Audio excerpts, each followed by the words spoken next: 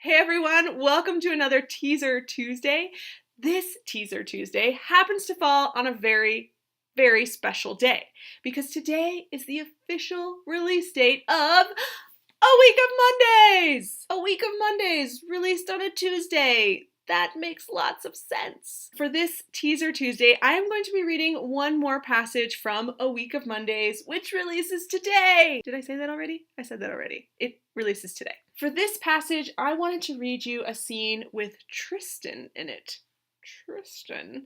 Last week I did read a passage with Owen in it, so I thought, I need to give Tristan some equal screen time. So I'm actually going to read you a flashback scene. Every Monday in the book ends with a flashback to a previous day in the relationship of Ellie and Tristan.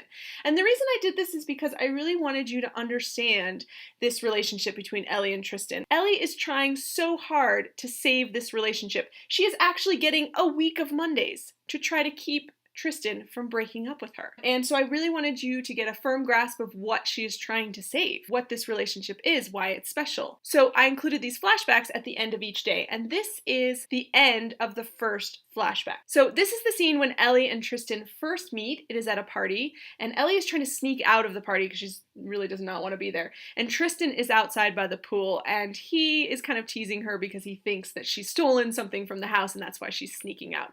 Of course, she hasn't stolen anything, but it does result in this conversation. "I should go," I said, starting toward the gate. I needed to get out of there before I could embarrass myself further. "I don't know if that's such a good idea," Tristan said behind me. I froze, too afraid to turn around. "I'm not sure I should let you out of my sight," he continued. "I'm still highly suspicious, and if the police find something valuable missing, I'd like to claim the reward when I turn you in." The smile on my face was impossible to stop. I turned around. "You turn me in?" He dipped his feet back in the water. "I might. You definitely have shady character written all over you." "And what about you?" I asked. He blinked in surprise. "What about me?"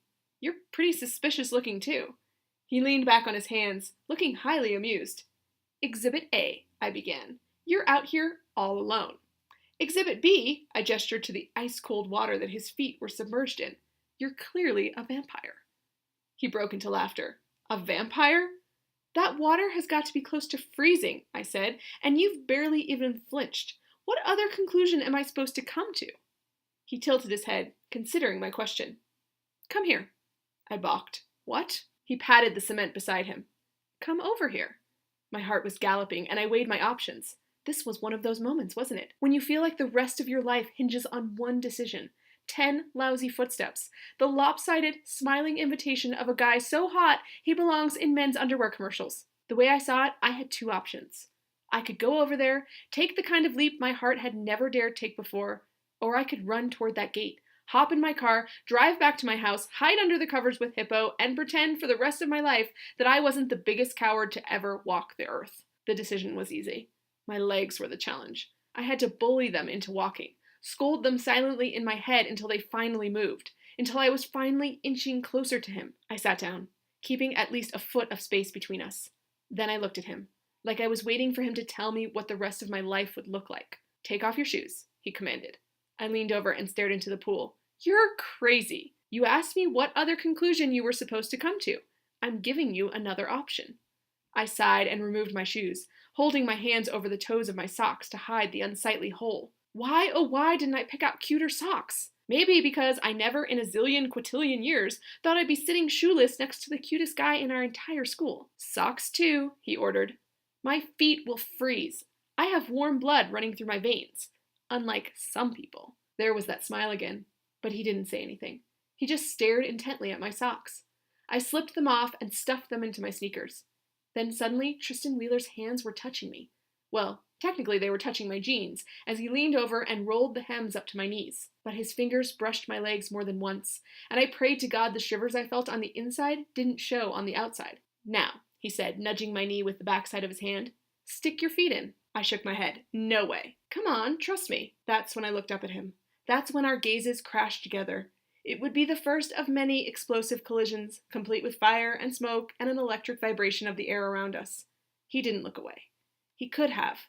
We both could have. But he held me tight with his eyes, like he was cushioning me, protecting me from the sheer slicing pain that would accompany the water as I slowly slid my bare legs into the pool. But the pain never came. The water was delicious, warm and tingling and welcoming. I gasped in surprise. "There," he said, looking mighty proud of himself. "The other conclusion." "The pool is heated," I whispered. "The pool is heated. You're not a vampire."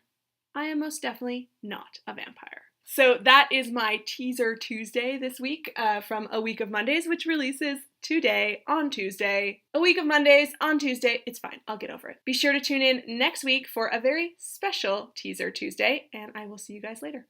Bye-bye.